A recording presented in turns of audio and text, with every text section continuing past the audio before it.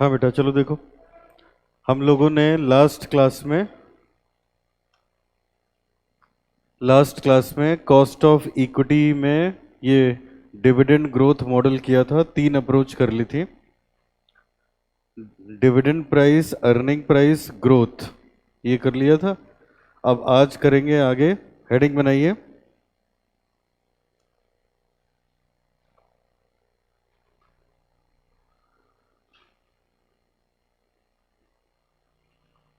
Approach number 4। Approach number 4,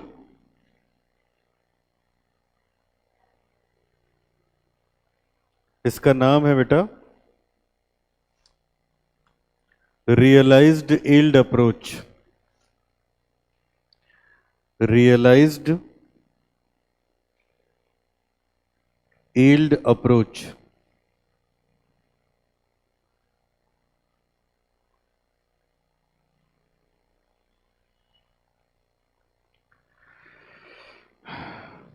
चलो लिखना शुरू करो।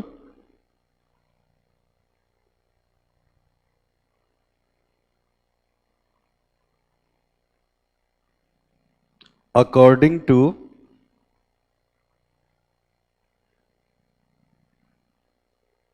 this approach,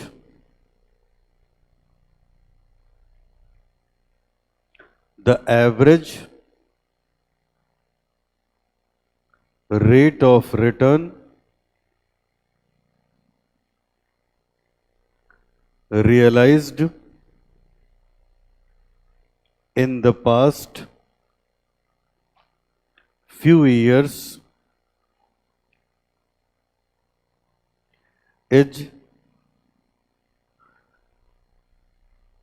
historically regarded as expected rate of return, expected return in future.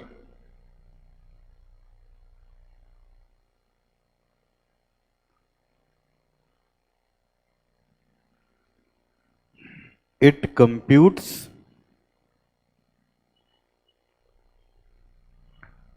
cost of equity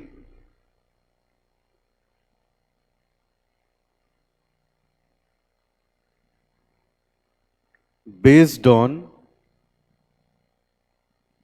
past records,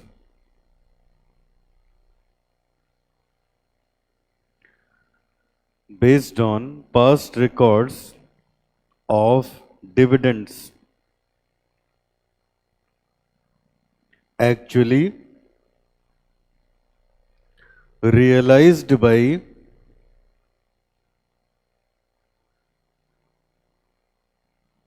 the equity shareholder.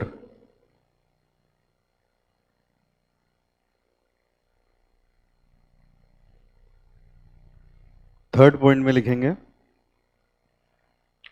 It has unrealistic assumption like risk faced by the company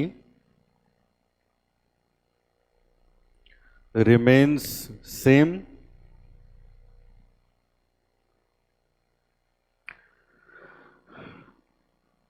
shareholder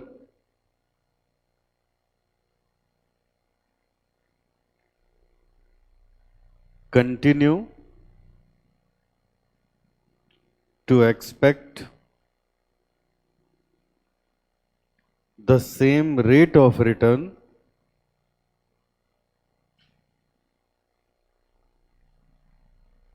and the reinvestment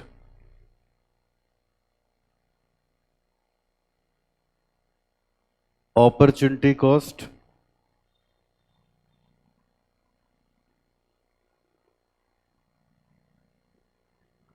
of the shareholders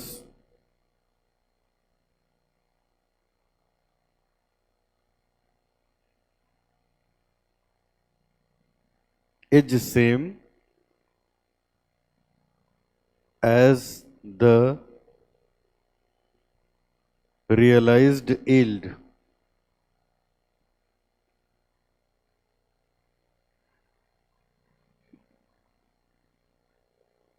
if earning do not remain stable,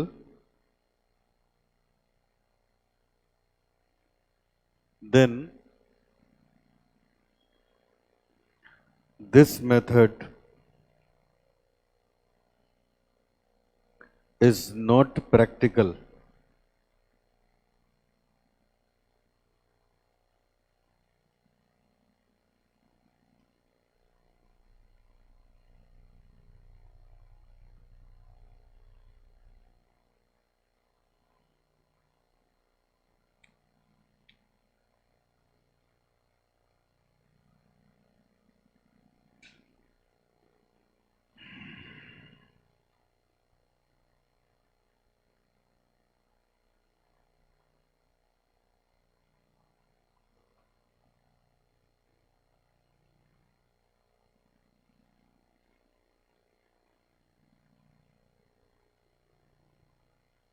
ठीक है बेटा, चलो अब सुनो।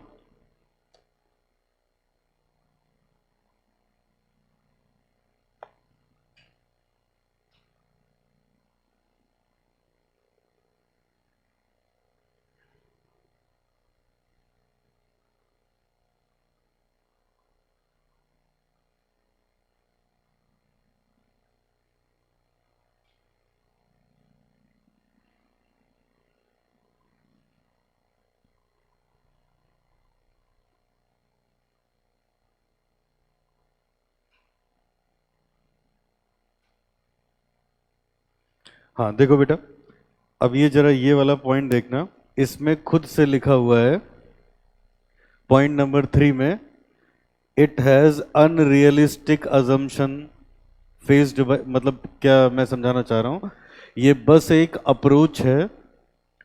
मतलब ये हम लोग के अभी जब पढ़ोगे, मैं इस पे क्वेश्चन कराने चल रहा हूं तो खुद ही देखोगे न, इस पे कभी एग्जाम में क्वेश्चन आया है, बस ये एक अप्रोच है निकालने की। अब इसमें होता क्या है देखो, जैसे देखो ये बताओ पहली अप्रोच क्या पढ़ा, सबसे पहली अप्रोच हम लोगों ने पढ़ा डिविडेंड प्राइस अप्रोच। इसमें क्या एज्यूम करके चलते हैं, डिविडेंड विल रिमेन कांस्टेंट। दूसरा पढ़ा अर्निंग प्राइस, इसमें क्या मान के चलते हो, earning will remain constant in future. अब नोटिस करना, यहां भविष्य की बात करी, यहां भविष्य की बात करी, इस वाले में मान के चलते हो growth rate will remain constant in future. अब रियलाइज्ड यील्ड अप्रोच कहती है कि अगर जो पिछली तीनों अजम्पशन पढ़ी, तीनों में भविष्य की बात करी जा रही है, अगर आप फ्यूचर के बारे में प्रिडिक्ट नहीं कर सकते, जैसे मान लो फ्यूचर में डिविडेंड कांस्टेंट न हो तो डिविडेंड प्राइस अप्रोच नहीं लग पाएगी, अर्निंग कांस्टेंट न हो तो अर्निंग प्राइस नहीं रख पाएगी, ग्रोथ रेट कांस्टेंट नहीं हो तो वो नहीं लग पाएगी। तो कहते हैं जब भविष्य नहीं देख पाते तो पास्ट से काम करो। पास्ट से काम कैसे करें, ये देखो एक सवाल देखना, पास्ट से कैसे करें, क्वेश्चन नंबर 10, क्वेश्चन नंबर 10 जरा देखिएगा, देखिए यही देखना बेटा, जब मैं सॉल्व कर लूं तो देखिएगा फिर। Mister Mehta purchased share of alpha limited for rupees 1000, 1000 रुपए का एक शेयर खरीदा है मेहता ने।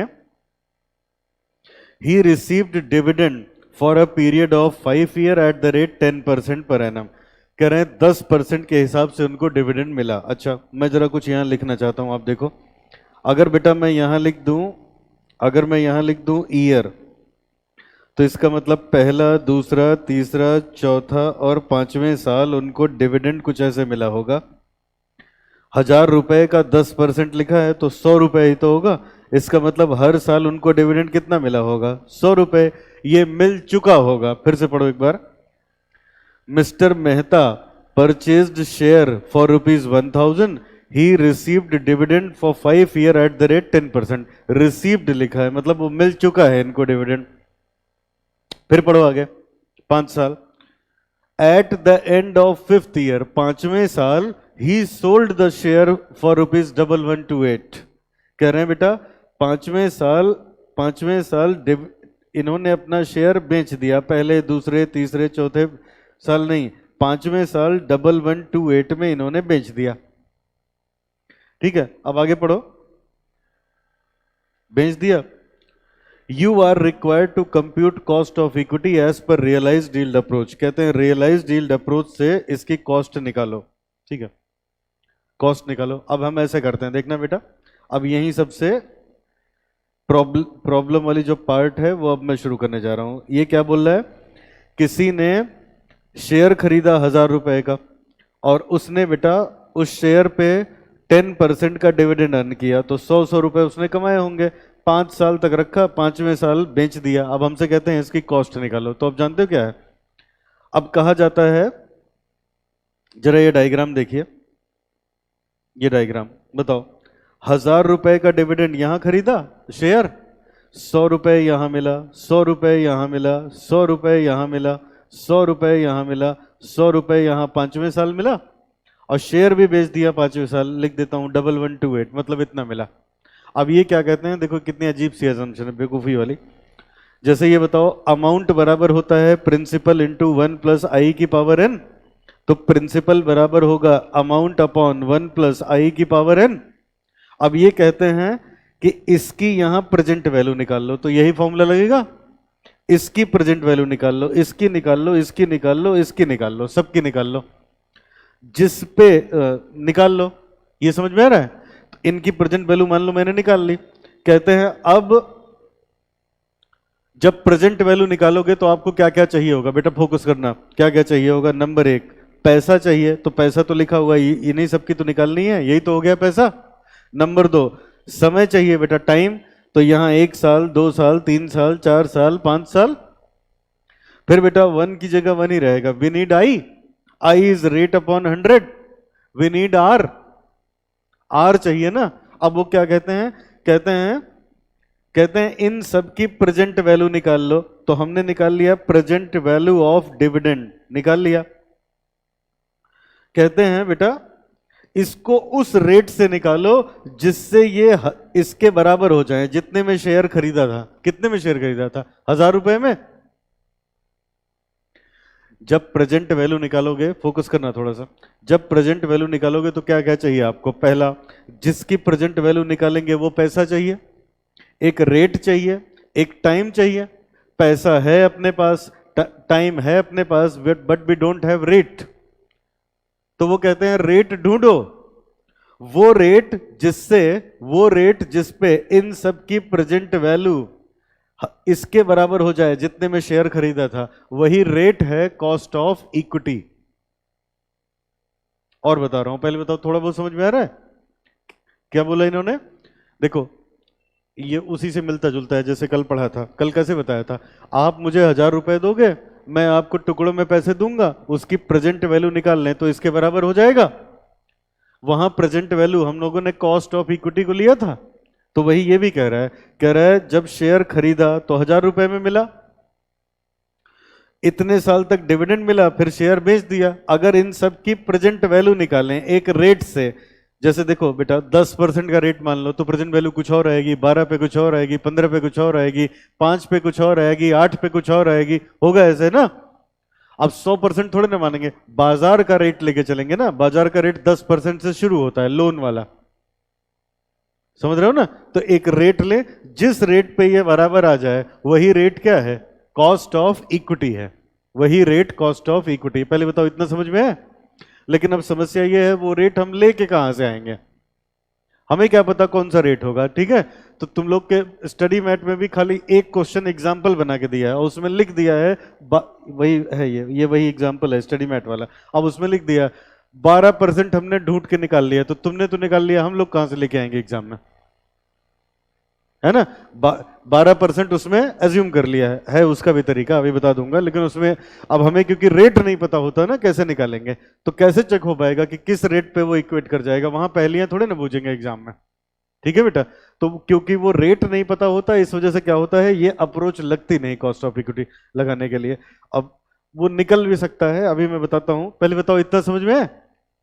अब जैसे बेटा अपने क्वेश्चन में ही लिखा था 12%, अब थोड़ा सा मुझे समझाना होगा आपको। लो इधर देखो, सब बच्चे ध्यान देना।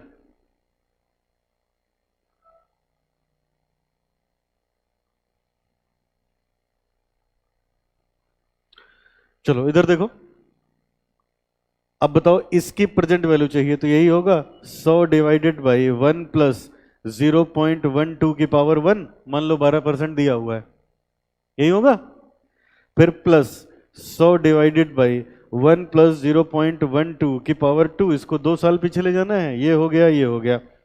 फिर यहाँ आओ, 100 डिवाइडेड बाई 1 प्लस 0.12 की पावर 3, 100 डिवाइडेड बाई 1 प्लस 0.12 की पावर में 4, और आखिरी में इसी की पावर में 5, ऐसे होगा। अब ये देखो एग्जाम में ऐसे किया जाता है, बताओ। अब ये सब करते थे फाउंडेशन में, अब आजकल ऐसे करना पड़ेगा। 100 इंटू, इसको लिख सकते हैं 1/0.12, पहले वाले को लिखा जा सकता है, दूसरे वाले को 100 इंटू 1/1.12 का स्क्वायर। नहीं नहीं समझा, आ गया। अब ये देखो तीसरे वाले को 100 इंटू 1/1.12 की पावर में 4, 3। अब ये देखो यहां से मैच कराओ, देखो अब क्या हुआ, मान लो मैं 100 कॉमन निकाल लूं तो यहां क्या बचेगा, 1.12 प्लस 1.12, ऐसे ही तो बचेगा ना।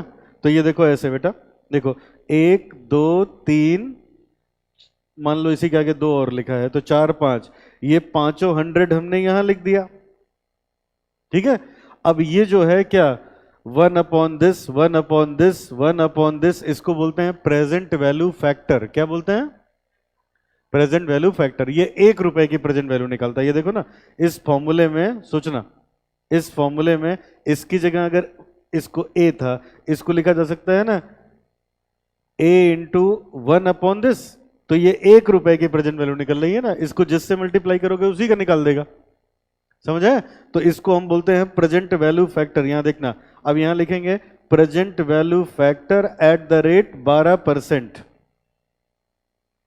ठीक है। ये निकालेंगे कैसे, बस यही जो मैंने बताया, देखो 1/1.12 है, ये देखो ऐसे नहीं निकलेगा, ये हो गया 1 डिवाइडेड बाई 1.12, आ गया। पहले सीख लो कैसे निकलेगा, इतनी बात समझ में आई जो मैंने मैथमेटिकल लिखा हुआ है। अब देखो ये कैसे निकलता है, ऐसे देखो 1 डिवाइडेड बाई 1.12, एक बार डिवाइड करो, चलो आप लोग भी करो, कैलकुलेटर निकालो, है सबके पास।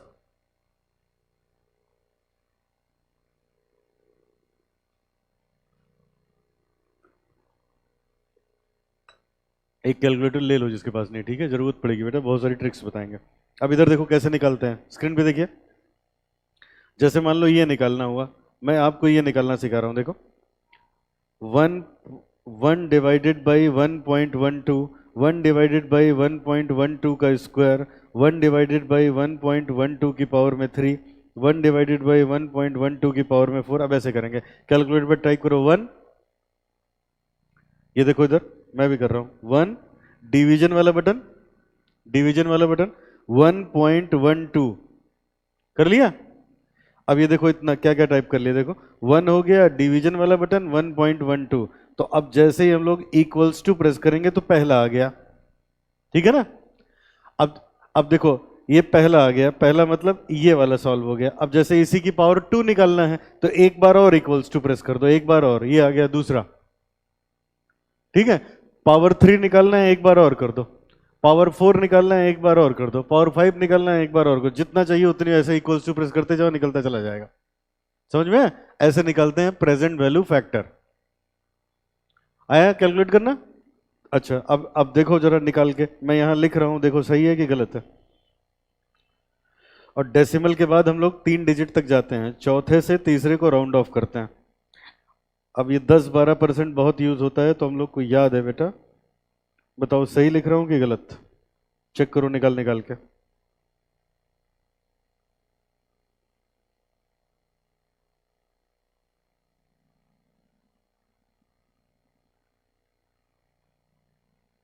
सही है कि नहीं, है ना। 3 डिजिट लेनी है, चौथे से तीसरे को राउंड ऑफ करना है। अब क्या करेंगे, ये देखो इधर, अब ये देखो यहां से मैच करो, ये भी लिखा है, ये भी मिल गया, ये भी, अब दोनों को मल्टीप्लाई कर लें तो आ जाएगी प्रेजेंट वैल्यू। तो ये देखो, अब इनको मल्टीप्लाई करके बेटा यहां लिखेंगे प्रेजेंट वैल्यू, और इनको मल्टीप्लाई करके यहां लिखते चले जाएंगे। अब ये आ गया 89.3, 79.7, 71.2, 63.6, 56.7, 639.576। अब इसका टोटल आ गया 1000.076 आ गया बराबर, क्योंकि ये उसी पे रेट पे आ गया जिस पे हम लोगों ने खरीदा था।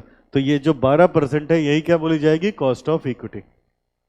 अब ये 12% कहां से आया, ये मॉड्यूल में भी नहीं लिखा हुआ है कहां से आया, पता नहीं कहां से ढूंढ के निकाला है, ठीक है। तो ऐसे जिस रेट पे इक्वेट कर जाए वही करेक्ट है, तो इस पे क्वेश्चन नहीं आता, जान लो। अब इसमें क्या है, ये कब लगेगी, जब भविष्य नहीं देख सकते, क्योंकि पहले में क्या चाहिए, डिविडेंड कांस्टेंट, दूसरे में क्या चाहिए, अर्निंग कांस्टेंट, तीसरे में क्या चाहिए, ग्रोथ कौन।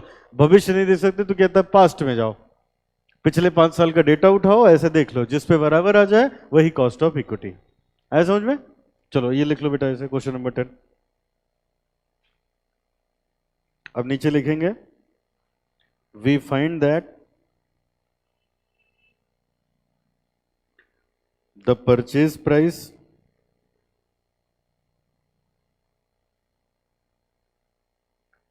of Alpha Limited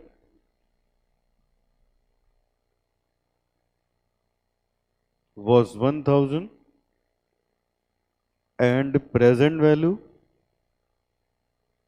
of past 5 year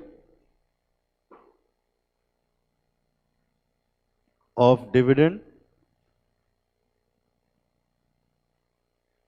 plus present value of sale price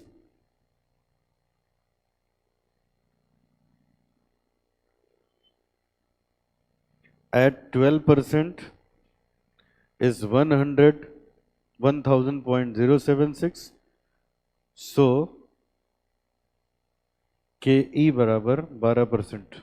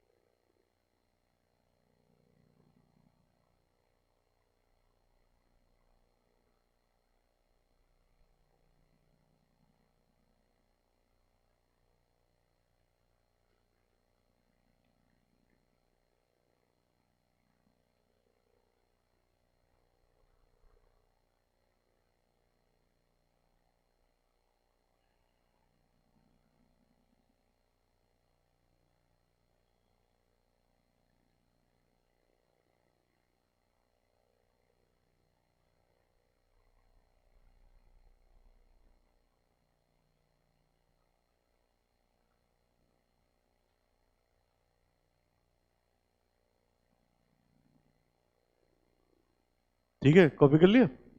चलो अगला। तो पढ़ लिया हम लोगों ने, लेकिन ये मान के चलना कि ये एग्जाम के लिए रेलिवेंट नहीं है। अब लास्ट लिखो, अप्रोच 5। इसका नाम है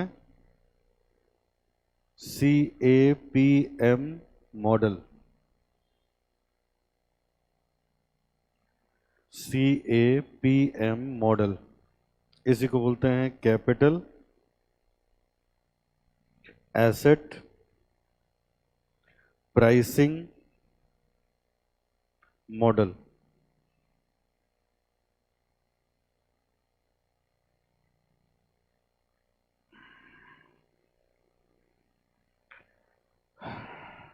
कैपिटल एसेट प्राइसिंग मॉडल लिखिए।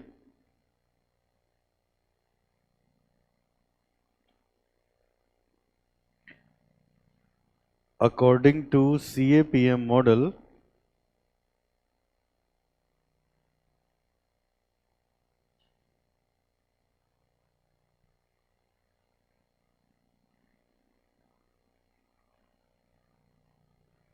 KE equals to RF plus beta RM minus RF।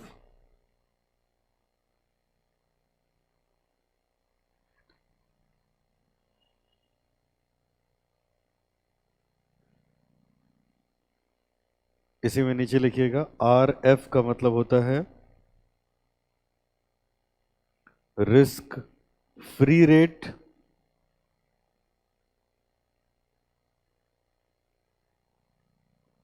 Of return. RM का मतलब होता है rate of return on market portfolio.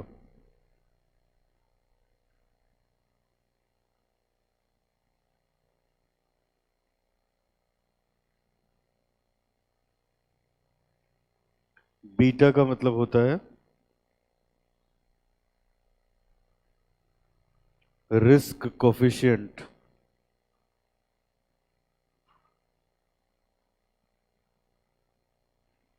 RM minus RF का मतलब होता है मार्केट रिस्क प्रीमियम।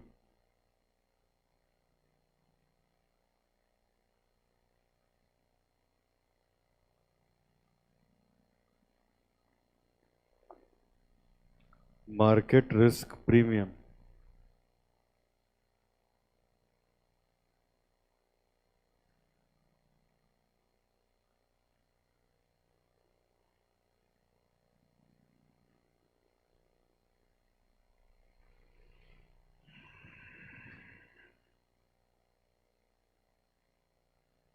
ठीक है, चलो अब समझो बेटा।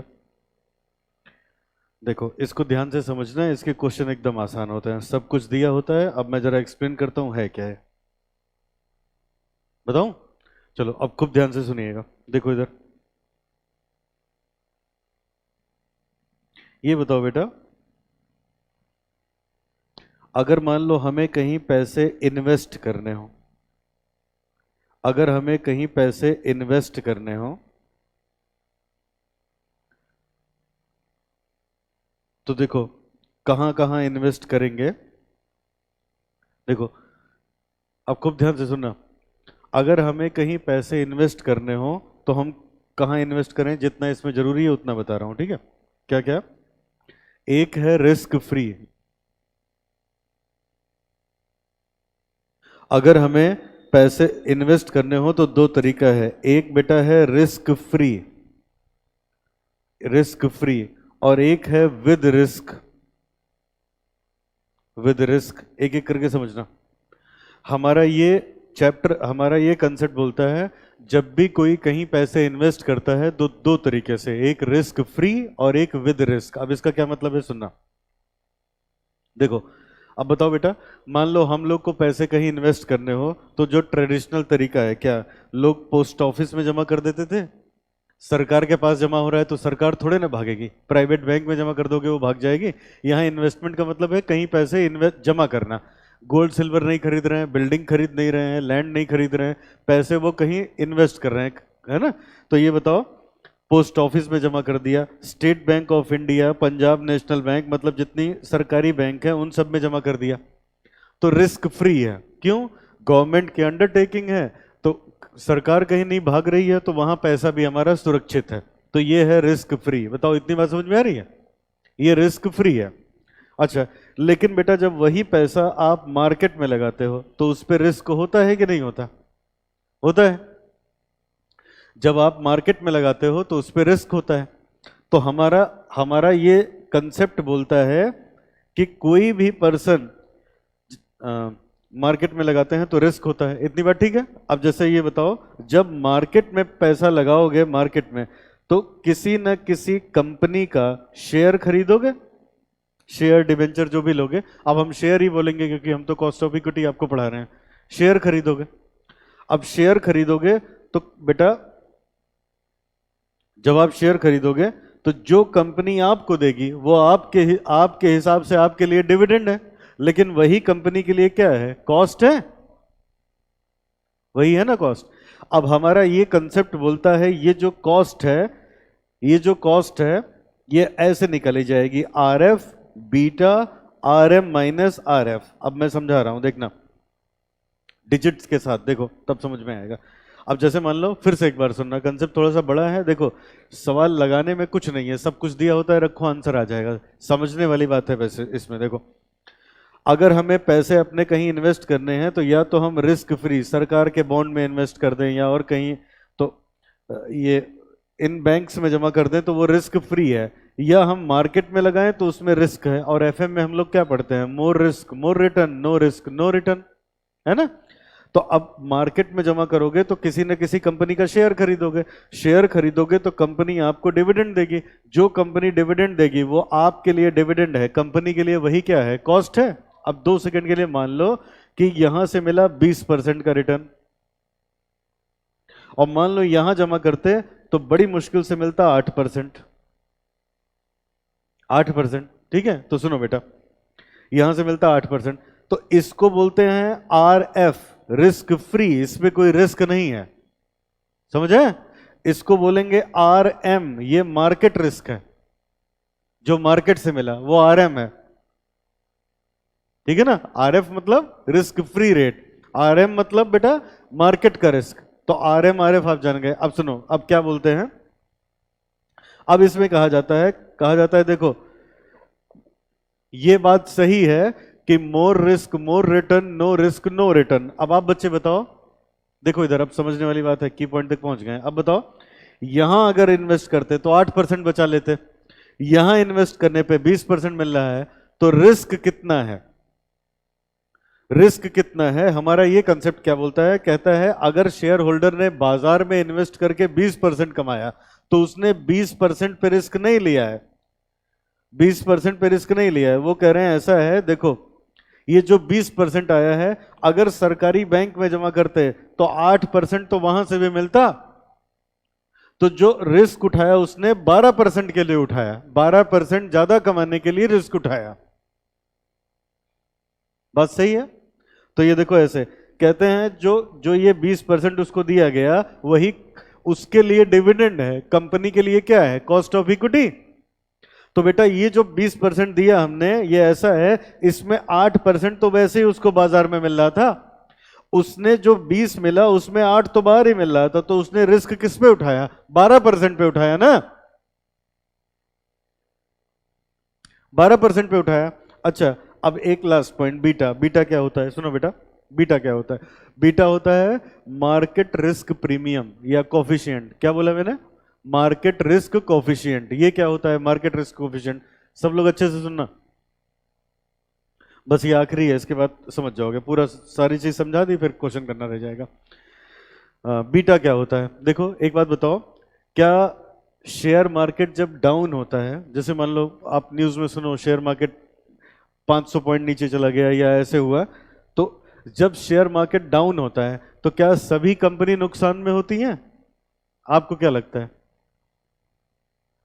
नहीं। क्या जब शेयर मार्केट अपवर्ड जाता है तो सब फायदे में होते हैं? कुछ 30-32 कंपनी है जिनको बेस लेके मार्केट का इंडेक्स निकाला जाता है, सबको लेके नहीं। मार्केट में तो न जाने कितनी कंपनीज है ना, हर जगह कुछ लीडर्स होते हैं ना, तो वैसे शेयर मार्केट में भी कुछ 30-32 कंपनीज हैं जिनको बेस लेके, उनके शेयर जब बढ़ेंगे तो कहेंगे हाँ ठीक मार्केट बढ़ रहा है, उनका शेयर जब घटेगा तो कह देंगे नहीं मार्केट डाउन है। तो आप अच्छे से पहले ये दिमाग में बैठाओ, देखो बेटा, शेयर मार्केट बढ़ा या शेयर मार्केट कम हो गया? शेयर मार्केट बढ़ा या शेयर मार्केट कम हो गया? ये जो बात है, शेयर मार्केट के बढ़ने या घटने से सारी कंपनी नुकसान में या सारी कंपनी फायदे में नहीं होती। ऐसा भी होता है मार्केट डाउन होता है, कोई कमा ले जाता है। ऐसा भी होता है मार्केट बहुत अप था, किसी का नुकसान हो जाता है। समझ रहे हो मैं क्या आपके दिमाग में बात डालना चाहता हूं? देखो, भले मार्केट डाउन है, भले मार्केट अप है, जब हमने कंपनी का शेयर खरीदा है तो हमारा पैसा भी तो मार्केट में ही लगा है ना। लेकिन मार्केट डाउन है तो इसका मतलब ये जरूरी नहीं कि हमको भी नुकसान ही होगा, और मार्केट अप है तो इसका मतलब ये नहीं कि हमको भी फायदा ही होगा। मेरी बात समझ आई?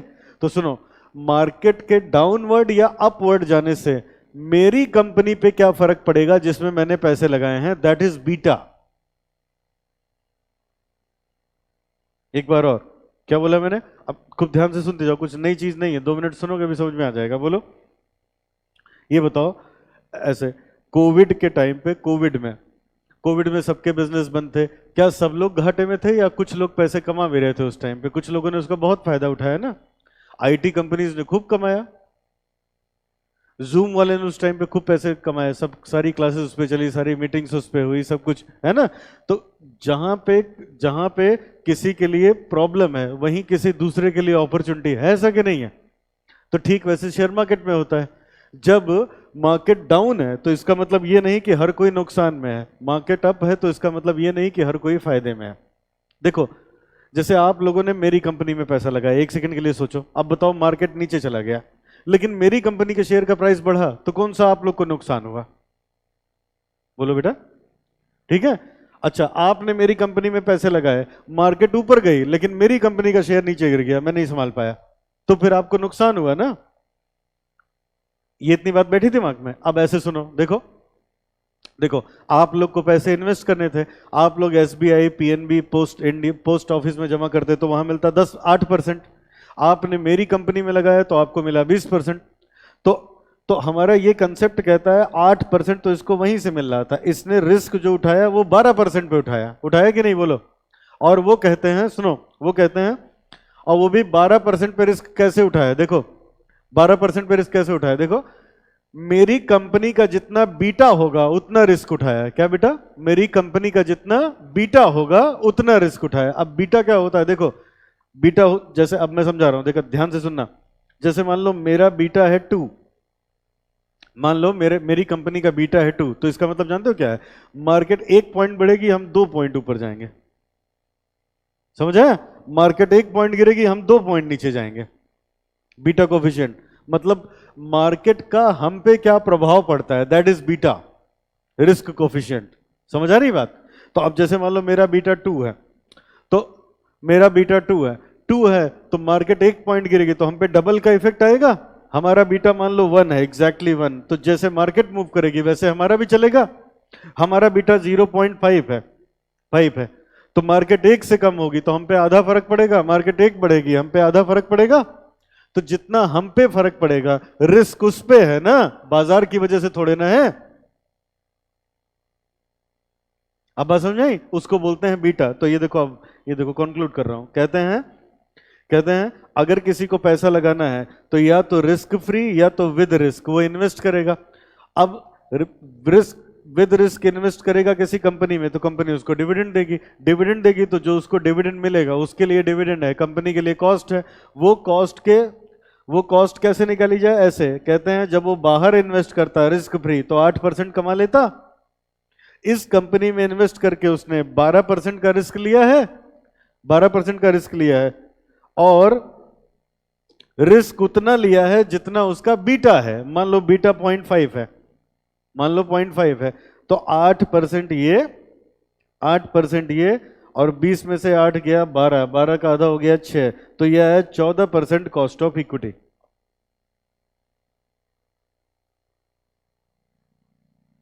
समझे? ये कॉस्ट ऑफ इक्विटी आई 14%। अब बताओ आर एफ का मतलब risk free rate, R M का मतलब मार्केट रेट, है ना? और ये देखो R M minus R F, खाली इतने को बोलते हैं रिस्क प्रीमियम, रिस्क प्रीमियम बोलेंगे, है ना? यहां लिखवाया भी होगा मैंने, ये देखो मार्केट रिस्क प्रीमियम। और बीटा का मतलब हो गया रिस्क कोफिशिएंट। ठीक है, रिस्क कोफिशिएंट का क्या मतलब हो गया? रिस्क कोफिशिएंट का मतलब हो गया, रिस्क कोफिशिएंट का मतलब हो गया शेयर मार्केट के बदलने से हम पे क्या प्रभाव पड़ेगा, वो होता है रिस्क प्रीमियम। शेयर मार्केट के बदलने से हम पे क्या प्रभाव पड़ेगा, इसको बोलते हैं रिस्क प्रीमियम। बोलो, अब समझ में आ गया? ये है CAPM मॉडल, इसका नाम है कैपिटल एसेट प्राइसिंग मॉडल। अब क्वेश्चन तो बेटा एकदम आसान होते हैं, सब कुछ दिया होता है, रखो सीधे आंसर आ गया। ये देखो इधर, यहां देखो, कहते हैं कॉस्ट ऑफ इक्विटी निकालो, रिस्क फ्री रेट RF है 10%, ये देखो बीटा दे रखा है 1.75, और मार्केट पोर्टफोलियो इक्वल्स टू 15%, ये आर एम दे रखा है 15%। सब तीनों, तीन ही चीज तो चाहिए, रख देंगे आंसर आ जाएगा। तो अगर मान लो क्वेश्चन नंबर 12 करें हम लोग,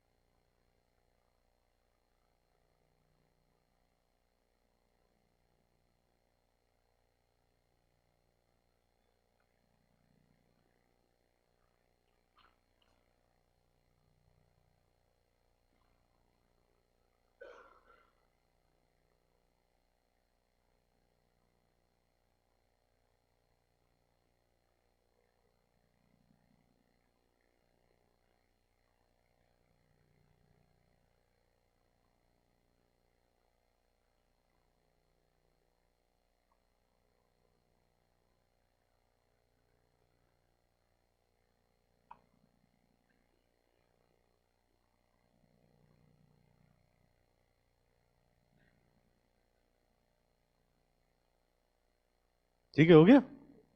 तो ये देखो 5 अलग अलग पॉइंट थे बेटा कॉस्ट ऑफ इक्विटी के। अब हम लोग आगे बढ़ते हैं, कितने कंसेप्ट कर लिए जरा देखो एक बार, 5। अब बनाओ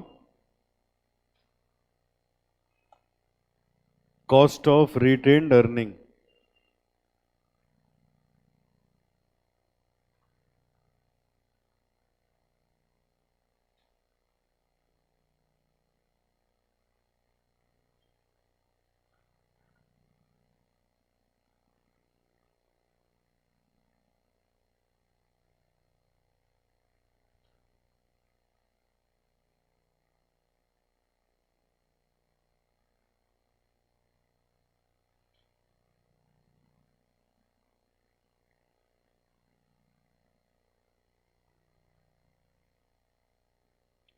cost of retained earning,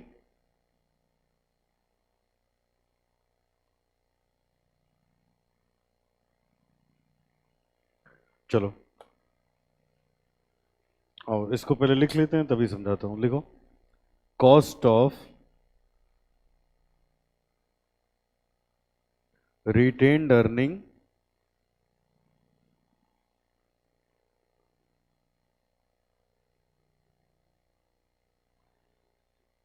is nothing but the expected return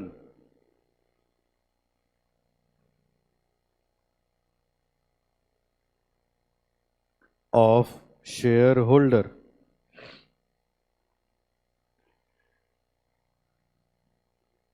from the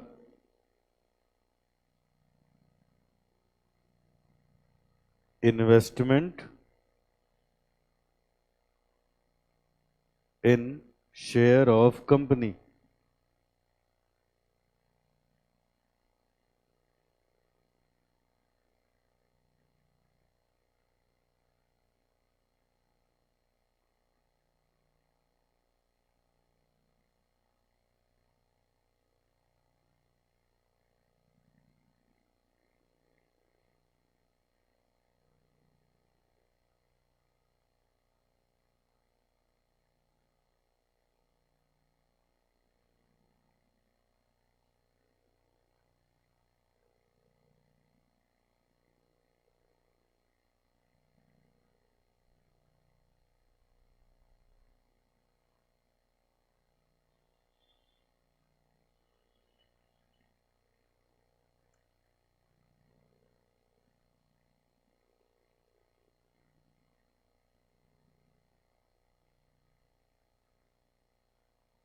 आगे लिखिए, however normally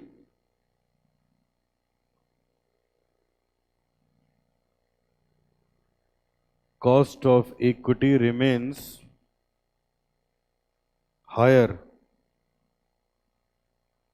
than cost of retained earning.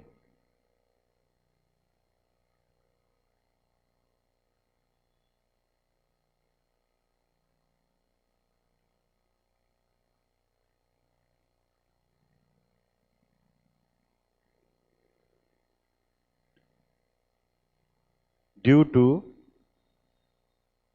issue of share at a price lower than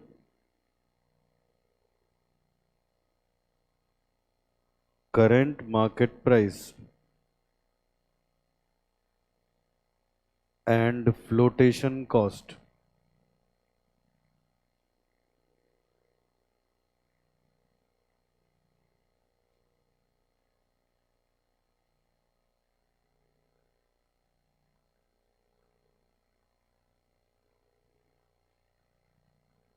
It is calculated as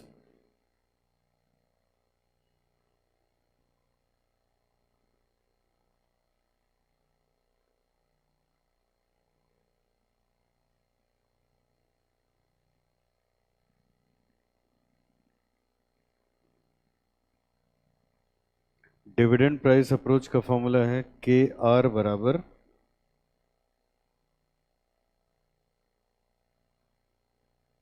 D1 upon P0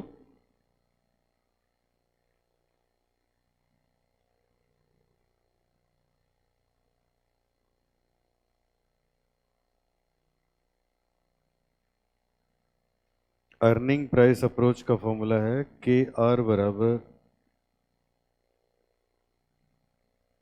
earning per share upon P0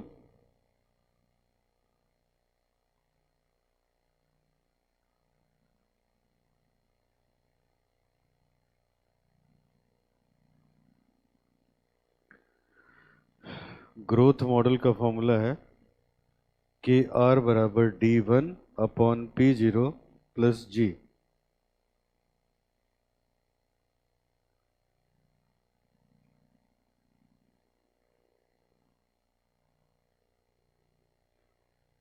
where P equals to net proceed.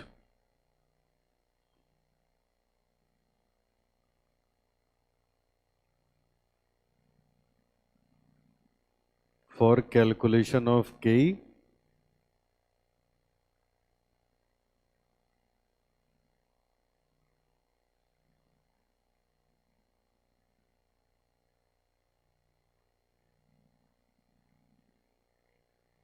current market price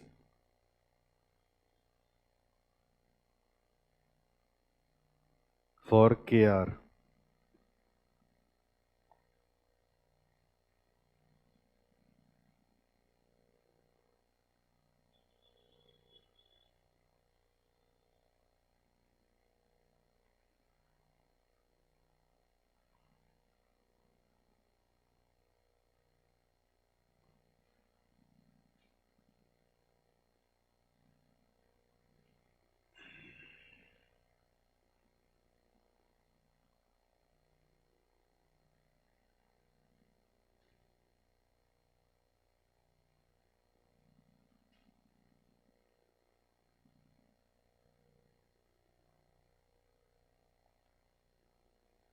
ठीक है, लिख लिया।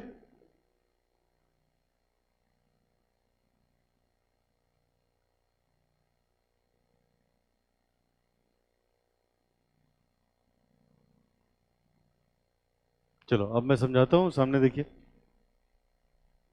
देखो बेटा, अब हम पढ़ने जा रहे हैं कॉस्ट ऑफ रिटेन्ड अर्निंग। कोई बताएगा रिटेन्ड अर्निंग क्या होती है? Reserve and surplus. Retained earning मतलब रिजर्व एंड सरप्लस। अब कितना अजीब लगता है पहले तो सुनने में, रिजर्व एंड सरप्लस की कौन सी कॉस्ट होती है ना? ये तो समझ में आता है, चलो डिवेंचर से पैसा लेंगे तो ब्याज देना पड़ेगा, इक्विटी से पैसा लेंगे डिविडेंड देना पड़ेगा, प्रेफरेंस से पैसा लेंगे डिविडेंड देना पड़ेगा। अब ये अजीब सा ये क्या चीज नया आ गया, cost of retained earning. Retained earning का मतलब रिजर्व एंड सरप्लस। तो अब कहा जाता है रिजर्व एंड सरप्लस की कौन सी कॉस्ट आती है, तो पहले तो ये समझो होती क्या है। ठीक है, अब आइए देखिए, इसको समझने के लिए यहां आना पड़ेगा।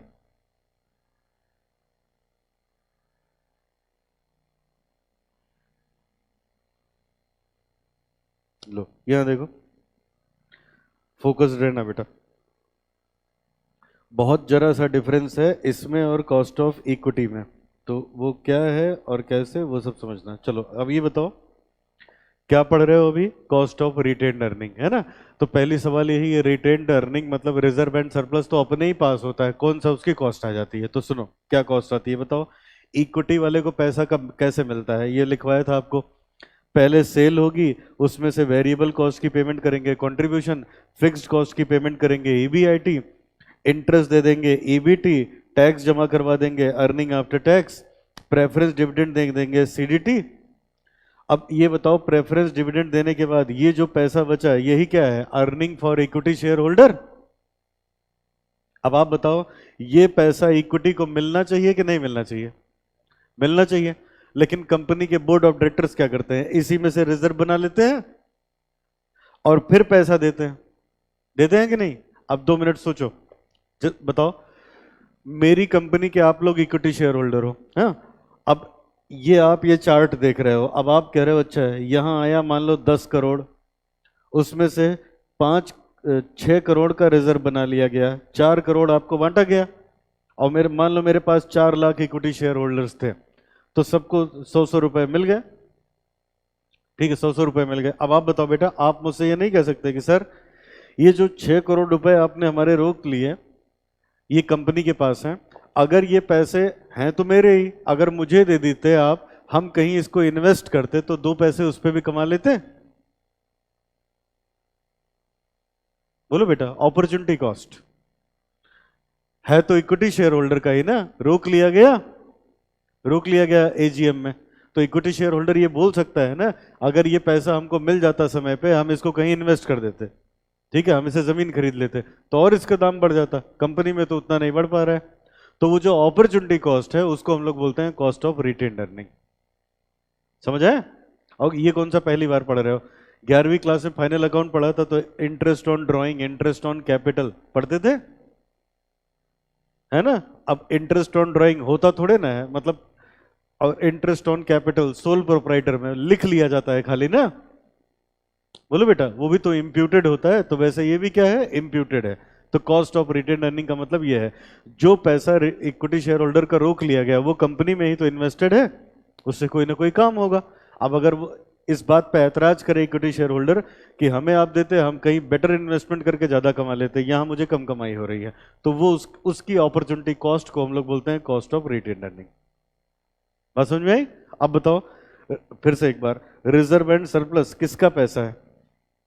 इक्विटी शेयर होल्डर का, है ना? मिल जाता तो कहीं इन्वेस्ट करके 2 पैसा कमा लेता। तो तो अब बेटा, क्योंकि ये इक्विटी शेयर होल्डर का है, तो इसको निकालने के सारे फॉर्मूले भी इक्विटी वाले ही हैं। इक्विटी में क्या क्या पढ़ा? डिविडेंड प्राइस अप्रोच पढ़ा था, यहां भी सब कुछ है same to same. Earning price approach वहां पढ़ा था, यहां भी है। Earning price plus growth approach, dividend price plus growth approach वहां पढ़ा था, यहां भी है ना। सारे फॉर्मूले यही हैं। ठीक है, अब यहां तक तो बात ठीक है। अब इतना पढ़ने के बाद तुम लोग के दिमाग में बैठ जाता है अच्छा दोनों एक ही हैं। अब एक नहीं, अब सुनो गड़बड़ कहां करते हो। देखो देखो बेटा, सब कुछ वही है, रिजर्व भी इक्विटी का है, और इक्विटी पे जो डिविडेंड मिला वो तो इक्विटी का होता ही होता है। तो तो क्या है, निकलेगा इसी फॉर्मूले से, इसी फॉर्मूले से इक्विटी भी निकलेगा, इसी से रिटेन अर्निंग भी निकलेगा, लेकिन एक चेंज है। क्या? सुनो बताओ, इक्विटी शेयर के कितने प्राइस होते हैं?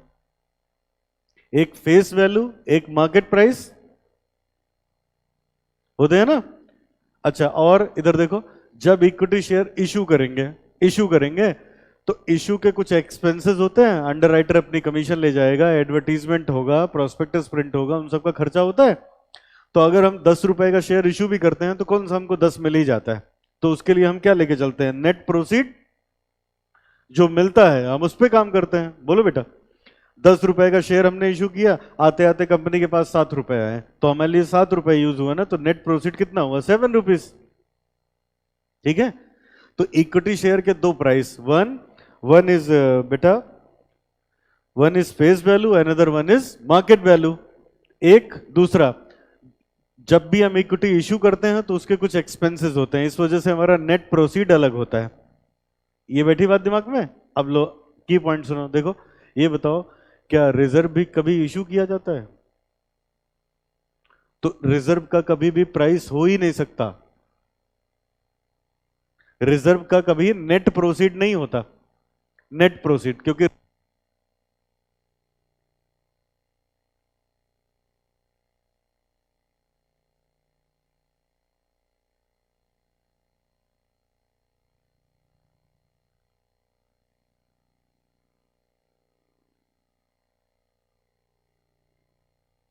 रिजर्व को इश्यू करने पे कभी खर्चा नहीं आता, खर्चा किस पे आता है? इक्विटी को इश्यू करने पे। ठीक है।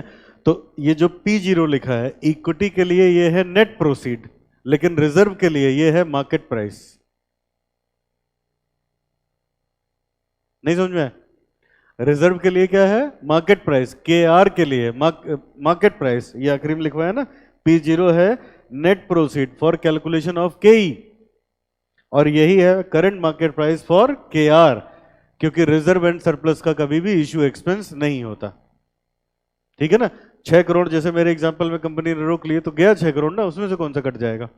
वो तो पूरा यूज करेंगे ना। समझ आया बेटा? अब वो लोग गलत कैसे करवाते हैं क्वेश्चन आप लोगों से? क्वेश्चन एक ही होगा, उसी में मार्केट प्राइस भी दिया होगा, डिस्काउंट डिस्काउंट देके नेट प्रोसीड भी बनेगा, एक ही क्वेश्चन में कहेगा कॉस्ट ऑफ इक्विटी निकालो, कॉस्ट ऑफ रिटेन अर्निंग निकालो।